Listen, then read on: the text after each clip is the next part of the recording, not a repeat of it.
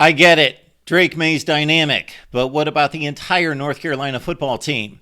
Welcome to the Voice of College Football, previewing and predicting the entire 2023 season, marching through the Power 5. Leave your request for any group of 5 teams you would like to see us review, if it makes sense for us. All right, let's get to it with Carolina losing its final 4 games in 2022, crash and burned against a pretty bad Georgia Tech team, blowing a 17-point lead. They got housed in the ACC Championship Game by 4 touchdowns, almost made amends, though, with a fine holiday performance against a good Oregon team, losing in the final 15 seconds. All right, Drake May is dynamic. I said it off the top.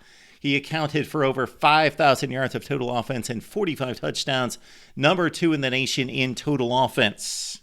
He's got a new offensive coordinator in Chip Lindsey, who I believe will be smart enough, along with Mack Brown, not to screw up with what Phil Longo has delivered and what Drake May has executed.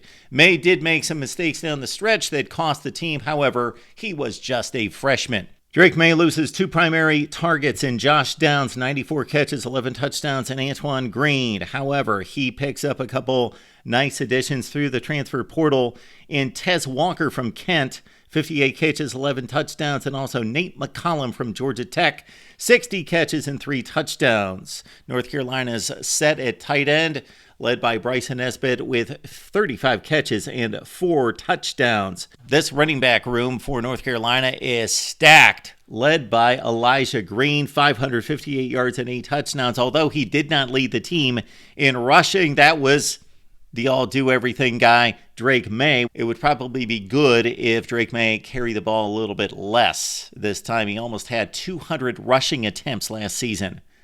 Omar and Hampton included with Caleb Hood and also British Brooks. Again, North Carolina loaded at running back. They may lean on the ground game from the traditional running back position a bit more here in 2023. Take some pressure off that defense, which was awful.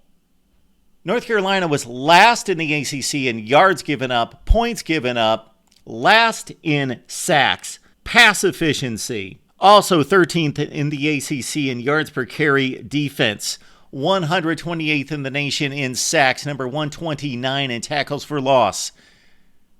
That doesn't make sense. I understand breakdowns in the defense. I understand even having a bad defense with 4 stars all over the place, but when you can't get into the opposing backfield, there's a lack of motivation, there's a lack of technique, there's a lack of execution. Obviously, there could be a lack of scheme. Pointing at Eugene Chizik on all fronts. This Carolina team is also, though, the only team in college football to bring back 2 100-tackle guys. In linebacker Cedric Ray, he's one of the best in the business. 145 stops, 12.5 tackles for loss.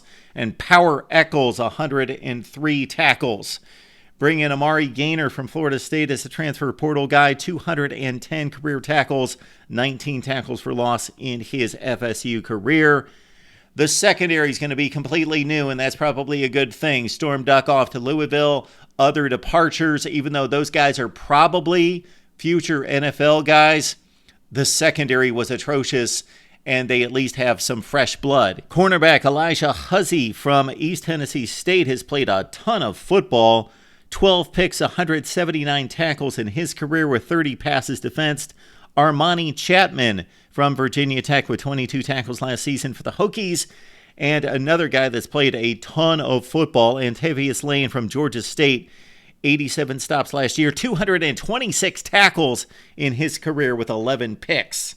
This North Carolina schedule is pretty serious for an ACC slate, especially out of conference. I got to credit Mack Brown and the athletic department for scheduling tough non-conference games. It starts out with South Carolina in Charlotte. This is one of my favorite games that is not necessarily a rivalry per se, but still, the two have gotten together on a fairly regular basis in recent years. It's a nice neutral site game on September 2nd. South Carolina and North Carolina, we're going to find out a lot about these two teams when they meet on the first weekend of the season. And then a date against App State. Do you remember the game last year? App State scored 6 touchdowns in the fourth quarter. The two teams accounted for 10 touchdowns. In the fourth quarter, 64-61, Carolina survived. This time, the Heels have to go to Boone, North Carolina. This could be an interesting one. Do not count it up as a win for sure. And certainly not the next game, September 16th with Minnesota. Golden Gophers lose a lot on defense for one of the best defenses in college football last year. New quarterback, of course, in Ethan Kaliakmanis, but Minnesota's going to be tough traveling to ACC country. The ACC opener at Pitt, then North Carolina's got a bye before a long stretch of manageable games against mid and low-tier ACC teams. And then the stretch drive is tough at Clemson and at North Carolina State, two teams that took it to UNC last season. What teams are most likely to defeat North Carolina in this 23 season, and will the Tar Heels move on to an ACC Championship game? Well, of course, going to Clemson, that by far you would think would be the most difficult challenge. The South Carolina game, neutral site. South Carolina, Pitt, NC State, those two games on the road, Minnesota, that stretch of games I would rank pretty much all to be about the same possibility of North Carolina tripping up against those teams that are very close to them in regards to talent, ability. All those teams, when you look at South Carolina all the way down to Minnesota, are roughly the 15th to 35th ranked teams in the country, and that's a bunch that's very close in ability, very close in talent, and across the board. Then Miami, then Duke. Expect the Blue Devils to take a step back from a tremendous team that won a bowl game against UCF last year and finishing 9-4 and took North Carolina to the brink last season. Probably should have won that game, missed a late field goal that hurt them. Syracuse is well in the mix, as well as Georgia Tech. There we've got App State. Actually, we believe that game being on the road is going to be a more difficult test and a higher probability of defeat. And of course, they've got the one gimme against the Camels of Campbell. Add it all up, and it could be an outstanding season for North Carolina. They've got the quarterback in play. They've got the running back room. They've got 4 offensive linemen that come back with starting experience. They've got a defense that, based on talent, should be good. What's going on there?